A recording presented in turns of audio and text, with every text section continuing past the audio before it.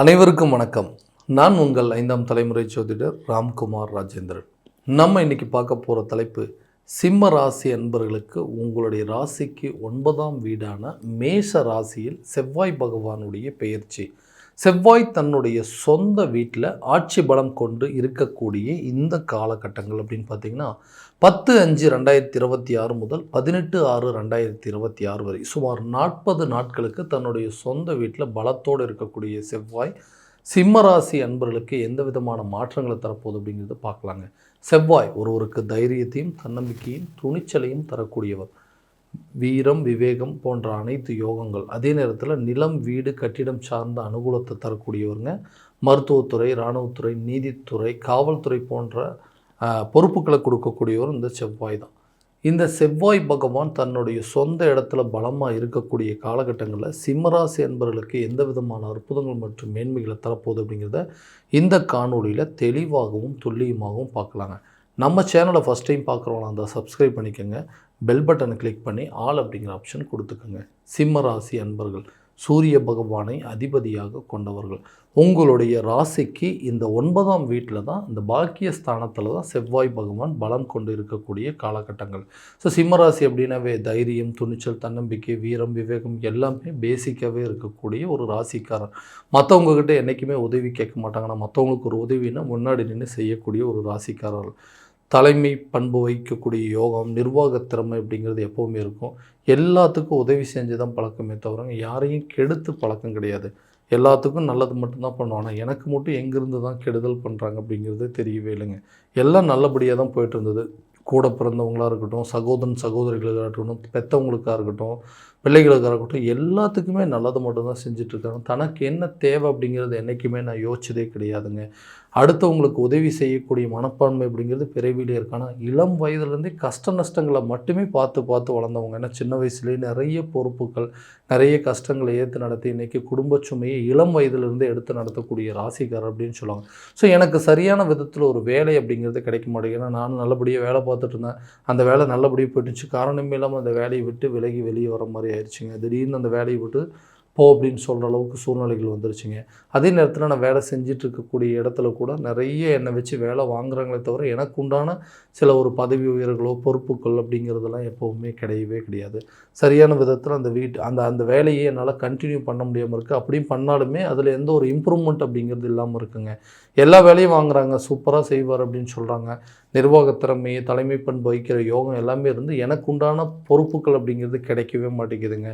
நானும் நிறைய வெளியூர் வெளிநாடு சம்மந்தப்பட்ட வேலைக்கு உண்டான சில முயற்சிகள்லாம் பண்ணுறேன். அந்த வேலை வாய்ப்புகள் அப்படிங்கிறது சரியான விதத்தில் அமைய மாட்டேங்குதுன்னு சொல்லக்கூடிய இந்த ராசிக்காரர்களுக்கு கூடிய சீக்கிரத்தில் புதிய வேலை வாய்ப்பு அப்படிங்கிறது உங்களை தேடி வருங்க. ரொம்ப நாளைக்கு முன்னாடி வேலை பார்த்த இந்த இடத்துல இருந்து சரி, புதுசாக ஒரு வேலையாக இருக்கட்டும், உங்களுடைய இந்த நேரம் காலகட்டங்களில் கண்டிப்பாக உங்களை கூப்பிட்டு வேலை கொடுப்பதற்கான சில சான்சஸ் அப்படிங்கிறது கண்டிப்பாக இருக்குது. நிறைய நாளைக்கு முன்னாடி இன்டர்வியூ அட்டென்ட் பண்ணியிருப்பீங்க. அந்த இன்டர்வியூ கூட இந்த நேரத்தில் உங்களுக்கு ஒரு நல்ல ஃபீட்பேக் அப்படிங்கிறது கிடைக்குங்க. வேலை செஞ்சிட்ருக்கிறவங்களுக்கு உங்களுடைய துறையில் பதவி உயர்வு, சம்பள உயர்வு, நிறைய பொறுப்புகள், ரெஸ்பான்சிபிலிட்டிஸ் கிடைப்பதற்கான வாய்ப்புகள் அப்படிங்கிறது இருக்கும். ரொம்ப நாளாக டெம்பரரி வேலை பார்த்துட்ருக்கவங்க கூட உங்களுடைய ஜாப் பர்மனெண்ட்டாக மாறுறதுக்கான வாய்ப்புகள். அரசு துறையில் இருக்கிறவங்களே இந்த கம்பெனி எனக்குன்னு இந்த வேலை கன்ஃபர்மேஷன் கிடைக்குங்களா, ரொம்ப நாளாக கான்ட்ராக்ட் எம்ப்ளாயாகவே இருக்கிறேன், ஒப்பந்த ஊழியராகவே இருக்கிறேன், எனக்குன்னு ஒரு நிலையான வேலைகள் கிடைக்குமா அப்படிங்கிறது, இந்த ஜாப் எனக்கு பர்மனெண்ட்டாக மாறுமான்னு கேட்டிங்கன்னா கண்டிப்பாக மாறுங்க. புதிய வாய்ப்புகள், வெளியூர் மற்றும் வெளிநாடு சம்மந்தப்பட்ட வேலை வாய்ப்புகள் கூட இந்த காலகட்டங்களில் நிச்சயமாக கிடைக்கும். ஸோ என்ன மாதிரி ஒரு அதிர்ஷ்டசாலி யாருமே இல்லை. இந்த வேலை மட்டும் எனக்கு கிடைச்சிச்சுன்னா போதும், இந்த ப்ரொமோஷன் கிடைச்சா போதும், இந்த சேலரி இன்க்ரிமெண்ட் கிடைச்சா போதுமே எதிர்பார்க்குறவங்களுக்கு கண்டிப்பாக உங்களுக்கு ஒரு நல்ல வாய்ப்புகள் அப்படிங்கிறது நிச்சயமாக அமையும். தொழில் தொடங்கணுங்க. ஏன்னா அந்த தொழில் அப்படிங்கிறதுக்காக நல்லா வேலை பார்த்துட்டு இருந்தேன், இன்றைக்கி அதெல்லாத்தையும் விட்டுட்டு வந்துட்டேன். ஸோ சொந்தமாக ஒரு தொழில் பண்ணலாம் அப்படின்னு. ஏன்னா என்னால் கடுமையாக உழைக்க முடியும், என்னால் 10 பேர்த்துக்கு வேலை தர முடியும், அந்த அளவுக்கு இந்த பிஸ்னஸை பெரிய லெவலில் கொண்டு போயிடும் அப்படின்னு எதிர்பார்க்குறேன். ஆனால் அதுக்கு உண்டான சப்போர்ட் அப்படிங்கிறது எதுவுமே கிடைக்க மாட்டேங்குது. ஒரு ஃபேமிலி ரிலேட்டடாகவோ, ஹஸ்பண்ட் ரிலேட்டடாகவோ, ஒய்ஃப் மூலமாகவோ அல்லது யாராவது ஒருத்தர் மூலமாகவோ எனக்கு ஒரு நல்ல மோட்டிவேஷன் அப்படிங்கிறது கிடைச்சதுன்னா நிச்சயமாக அந்த பிஸ்னஸை கரெக்டான விதத்தில் ஸ்டார்ட் பண்ணி நான் அதுக்குண்டான நேரங்காலங்கள் அமையலைன்னு எதிர்பார்க்குறவங்களுக்கு கூடிய சீக்கிரத்தில் ஒரு புதிய தொழிலை தொடங்குவதற்கான வாய்ப்புகள், அந்த தொழில் மூலமாக இதுவரைக்கும் இல்லாத அளவுக்கு உங்களுடைய லாபத்தை பன்மடங்கு பெருக்கக்கூடிய யோகம் அப்படிங்கிறது இருக்குங்க. பிஸ்னஸ் கண்டிப்பாக நல்ல ஒரு சக்ஸஸ்ஃபுல்லாக கொண்டு போக முடியும். அல்லது ரொம்ப நாளாக இருக்கக்கூடிய பிஸ்னஸில் கூட ப்ராஃபிட் இல்லை, லாஸ் மட்டும்தான் ஆகிட்டுருக்கு அப்படின்னு சொல்கிறவங்களுக்கு கூட உங்களுடைய இழப்புகளை சரி செஞ்சு லாபகரமாக மாற்றக்கூடிய அளவுக்கு வாய்ப்புகள் உருவாகுங்க. தொழில் ரீதியாக நிறைய ஒப்பந்தங்கள் அப்படிங்கிறதுக்கு ஃபாரின் கான்ட்ராக்ட் நிறைய டீல்ஸ் எல்லாம் கிடைக்குங்க. புதிய ஒப்பந்தங்கள் உங்களை தேடி வரும். கான்ட்ராக்டை வந்து இன்க்ரீஸ் பண்ணுவீங்க. பார்ட்னர்ஷிப்பில் இருந்த பிஸ்னஸை கூட அதை உடச்சிட்டு உங்களுக்கே வந்து பர்சனலாக தனியாகவே சொந்தமாக நீங்களே இந்த பிஸ்னஸ் ஸ்டார்ட் பண்ணுற அளவுக்கு வாய்ப்புகள் இருக்கும். வெளியூர் வெளிநாடு பயணங்கள் அப்படிங்கிறதுலாம் இந்த காலகட்டங்களை மேற்கொள்வீங்க. ஸோ பிஸ்னஸில் கண்டிப்பாக உங்களுடைய பேரை நிலைநாட்டுற அளவுக்கு மறுபடியும் நீங்கள் ரீஎன்ட்ரி கொடுப்பதற்கான ஒரு வாய்ப்புகள் அப்படிங்கிறதெல்லாம் கட்டாயமாக இருக்க போதுங்க. ஸோ திருமணம் ஆகாத நபர்களுக்கு திருமணம் சம்மந்தப்பட்ட அனுகூலங்கள் அப்படிங்கிறது கண்டிப்பாக இருக்கும். ஏன்னா இந்த கல்யாணம் அப்படிங்கிறது ஒன்று மட்டும் நடந்துருச்சுன்னா போதுங்க, எங்களுக்கு வீட்டில் இருக்கிறவங்களும் ஃபேமிலியில் இருக்கிறவங்களும் எல்லாருமே ரொம்ப சந்தோஷம். ஏன்னா நம்ம பையனுக்கோ பொண்ணுக்கோ ஒரு நல்ல கரெக்டான ஸ்டேஜில் திருமணம் பண்ணி வைக்க முடியல, அவருக்கு வந்து எல்லா விதத்தையும் தள்ளி போயிட்டே இருக்கு, நல்ல பொறுப்பான பையங்க, எல்லாமே கரெக்டாக இருக்குது, ஆனால் இவருக்கு வந்து இந்த மாதிரி ஒரு திருமண தடைகள் வந்துகிட்டே இருக்குது. ஸோ திருமணம் ஒன்று நடந்ததுன்னா இதை விட அதிர்ஷ்டம் வேறு எதுவுமே இல்லை அப்படின்னு எதிர்பார்க்குறவங்களுக்கு திருமணம் சம்மந்தப்பட்ட யோகங்கள் கூடிய விரைவில் நடக்குங்க. ரொம்ப நாளைக்கு முன்னாடி உங்களுக்கு வந்து எல்லா அலைன்ஸை பார்த்துட்டு நீங்கள் வந்து சரியான விதத்தில் இது வந்து ஒத்து வரலன்னு சொல்லி விட்டு போனவங்க கூட உங்களுடைய நிலை இப்போ எப்படின்னு தெரிஞ்சுட்டு உங்களை திரும்ப தேடி வந்து இந்த வாய்ப்பை மிஸ் பண்ணக்கூடாதுன்னு சொல்கிற அளவுக்கு சில சூழ்நிலைகள் அப்படிங்கிறது உங்களுக்கு சாதகமாக ஏற்படுங்க. லவ் பண்ணிகிட்டு இருக்கிறவங்க கூட ரிலேஷன்ஷிப்பில் இருக்கிறவங்க மறுபடியும் அந்த ரிலேஷன்ஷிப்பை கண்டினியூ பண்ண முடியுமா, இல்லை ஒரு ரிலேஷன்ஷிப்பை வேண்டான்னு சொல்லி விட்டுட்டு போனவங்க, இந்த லைஃப் வேண்டான்னு விட்டுட்டு போனவங்க நம்மளை திரும்ப தேடி வருவதற்கான வாய்ப்புகள் இருக்குதா, கணவன் மனைவிக்கிடையே ஏற்பட்ட கருத்து வேறுபாடுகள்லாம் இன்றைக்கி டிவோர்ஸ் வரைக்கும் கொண்டு போன சூழ்நிலைகள் அப்படிங்கிறது இருக்குது.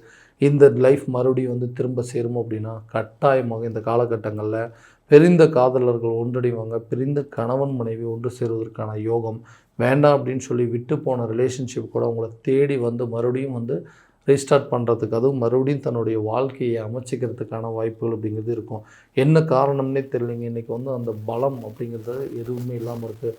எல்லாமே நல்லா தான் ஹெல்த்தியாக தான் இருந்தது இந்த ரிலேஷன்ஷிப். காரணமே இல்லாமல் ஒருத்தருக்கு ஒருத்தர் குறை சொல்லிக்கிட்டு தேவையில்லாத நபர்களுடைய பேச்சுக்களை கேட்டு இன்றைக்கி நல்லா இருந்த குடும்பத்தையும் நல்லா இருந்த ரிலேஷன்ஷிப்பை காரணமே இல்லாமல் பிரித்து வைக்கக்கூடிய நிலை வந்துருச்சு. காரணமே இல்லாமல் கோவப்பட்டு இன்றைக்கி நல்லா இருந்த லைஃபையே தொலைக்கிற அளவுக்கு சூழ்நிலைகள் இருக்குது. அந்த நிலைகள் மாறும். உங்களுடைய பிரச்சனைகளை நீங்களே பேசி தீர்த்துக்குவீங்க. நீண்ட நாட்களாக உங்களுக்குள்ளே மிஸ் அண்டர்ஸ்டாண்டிங் இருந்தது கூட இந்த காலகட்டங்களில் அதை பேசி சரி பண்ணுறதுக்கான ஒரு சில யோகங்கள் உருவாகும். வேண்டாம் அப்படின்னு சொல்லி விட்டு போனவங்கள பிரிஞ்சு போனவங்கள கண்டிப்பாக திரும்ப ஒன்றடைவதற்கான சில அமைப்புகள் அப்படிங்கிறதெல்லாம் இருக்குங்க. குழந்தை இல்லாத தம்பதியினருக்கு குழந்தை பாக்கியம் அப்படிங்கிறது நிச்சயமாக ஏற்படுங்க. காரணமே இல்லாமல் நிறைய மருத்துவ செலவுகள் பண்ணிட்டோங்க, எதுவுமே எங்களுக்கு செட் ஆகவே இல்லை, இதெல்லாம் பத்தாதுன்னு நம்ம வந்து செயற்கை கருத்தரிப்பு மூலமாக குழந்தையை பெற்றெடுத்துக்கலான்னு சொல்லிட்டு கூட முயற்சி எடுத்தோம், அதுவுமே எங்களுக்கு சரியான விதத்தில் அமைப்புகள் இல்லை, வீணாக விரயம் பண்ணது தான் சரியாக போச்சு, வீணாக விரயம் ஆச்சு, வீணாக நஷ்டமானது மட்டும்தான் மிச்சம்னு சொல்கிறவங்களுக்கு கூடிய சீக்கிரத்தில் குழந்தை பாக்கியம் அப்படிங்கிறது உங்களுக்கு கட்டாயமாக ஏற்படும். மற்றவங்க மத்தியில் உங்களுக்கு இருந்த அவப்பேறுகளை நீக்கி உங்களுக்குன்னு ஒரு நல்ல சுப பலன்கள் சுப செய்திகள் உங்கள் குடும்பத்துக்கு வருங்க. வீடு கட்ட முடியாதவங்க, இடம் வாங்க முடியாதவங்க, சொந்தமாக தனக்குன்னு ஒரு வீடு கட்ட முடியலைன்னு யோசிக்கிறவங்களுக்கு இது ஒரு பொன்னான காலகட்டம்னு சொல்ல. இந்த செவ்வாய் தன்னுடைய சொந்த வீட்டில் பலத்தோடு இருக்கும்போது பூர்வீக சொத்துக்கள் உங்கள் கைக்கு வந்து சேரும். பூர்வீக வீடு கூட உங்கள் கைக்கு வருங்க. இத்தனை நாளாக வில்லங்கத்தில் பங்காளிகள் சண்டைகள் மூலமாக இருந்த சொத்து பத்துக்கள், நிலம், கட்டிடமெல்லாம் உங்களை தேடி வரக்கூடிய ஒரு தருணமாக இருக்குது. இதனால் உங்களுக்கு சொந்த வீடு கட்டுவீங்க, சொந்தமாக இடம் கிடைக்குங்க. அதே மாதிரி கட்டிடம் கட்டுவதற்கான யோகம், வீடு, நிலம், அதே நேரத்தில் வண்டி, வாகனம் சம்மந்தப்பட்ட யோகங்கள்லாம் இந்த காலகட்டங்கள் இருக்கும். ரொம்ப நாளாக விற்க முடியலன்னு சொன்ன சொத்துக்கள் கூட விற்கிறதுக்கான வாய்ப்புகள், பழைய கடன் அடைப்பீங்க. கண்டிப்பாக அந்த கடன் அடைப்பதற்கான முயற்சி நல்ல பலன் அப்படிங்கிறது கொடுக்கும். யாருக்காகவோ வாங்கி கடன் கொடுத்து இன்றைக்கி அந்த கடனுக்கு உண்டான வட்டியை கட்டக்கூடிய நிலைக்கு தள்ளப்பட்டுட்டீங்க. உங்களுக்காக வாங்கி இன்றைக்கி கஷ்டப்பட்டு அதுக்கு பணம் கட்டினா கூட பரவாயில்ல, அடுத்தவங்களுக்கு உதவி செய்ய போய் அதுக்கு உண்டான பணத்தை இன்றைக்கி நீங்கள் கட்டுற மாதிரி ஒரு நிலை வந்திருக்கும். அந்த நிலையெல்லாம் மொத்தமாக மாறுங்க. கடனை கண்டிப்பாக அடைப்பீங்க. ஆரோக்கியத்தில் நல்ல முன்னேற்றம் இருக்க போதுங்க. கல்வி சம்மந்தப்பட்ட விஷயத்திலே நல்ல இம்ப்ரூவ்மெண்ட் இருக்கும். நீங்கள் எதிர்பார்த்த ரிசல்ட் அப்படிங்கிறது கண்டிப்பாக வருங்க. நீங்கள் பிடித்த துறையில், உங்களுக்கு பிடிச்ச துறையில் பிடித்த ஒரு காலேஜ்லேயோ ஜாயின் பண்ணி உங்களோட கோர்ஸை கம்ப்ளீட் பண்ணுவீங்க. படித்து முடித்தவர்களுக்கு அதே துறையில் வேலை அப்படிங்கிறது கிடைக்கும். அரசு சம்மந்தப்பட்ட எக்ஸாம்ஸ் எழுதிட்டு இருக்கிறவங்களுக்கு, கவர்மெண்ட் ஜாபுக்கு ட்ரை பண்ணிட்டு இருக்கிறவங்களுக்கு இந்த காலகட்டங்களில் கண்டிப்பாக கவர்மெண்ட் ஜாப் அப்படிங்கிறது கிடைக்கும். ஸோ அதுக்குண்டான முயற்சிகள் அப்படிங்கிறது கரெக்டாக எடுங்க. ஞாபக மறதிகள் இருந்தாலும், படிப்பில் நாட்டை பண்ண முடியலைன்னாலுமே கரெக்டாக உட்காந்து கான்சன்ட்ரேட் பண்ணி படிச்சிங்கன்னா உங்களுடைய எஜுகேஷன் கண்டிப்பாக நல்ல லெவலில் இருக்கும். நீங்கள் நினச்ச இலக்குகளை அடைய முடியுங்க. ஆரோக்கியமும் நல்ல ஒரு பலன் அப்படிங்கிறது கொடுக்க போதுங்க. ஸோ இது வரைக்கும் நம்ம பார்த்ததெல்லாம் கோச்சார பலன்கள் மட்டும்தான். எந்த பலன்கள் அனைத்து உங்களுக்கு நடக்குமானா, உங்களுடைய சுய ஜாதகத்தை முழுமையாக தெரிஞ்சுக்கிட்டு அதன்படி சில முயற்சி எடுக்கும்போது நல்ல ஒரு வெற்றி பலன் அப்படிங்கிறது கிடைக்குங்க. ஸோ உங்கள் ஜாதகத்தை எங்கிட்ட பார்க்கணும்னு விருப்பப்பட்டீங்கன்னா கீழே தெரியிற நம்பருக்கு காண்டாக்ட் பண்ணி அப்பாயின்மெண்ட் ஃபிக்ஸ் பண்ணிக்கோங்க. அப்படி இல்லையா ஜாதகத்தை வாட்ஸ்அப் மூலம் அனுப்பிச்சிங்க அப்படின்னா தெளிவான முறையில் கணிச்சு துல்லியமான பலன்கள் அப்படிங்கிறது உங்களுக்கு தெரியப்படுத்தப்படுங்க. மீண்டும் அடுத்த காணொலியில் உங்களை சந்திக்கும் வரை உங்களிடமிருந்து விடைபெறுவது உங்கள் ராம்குமார் ராஜேந்திரன். நன்றி.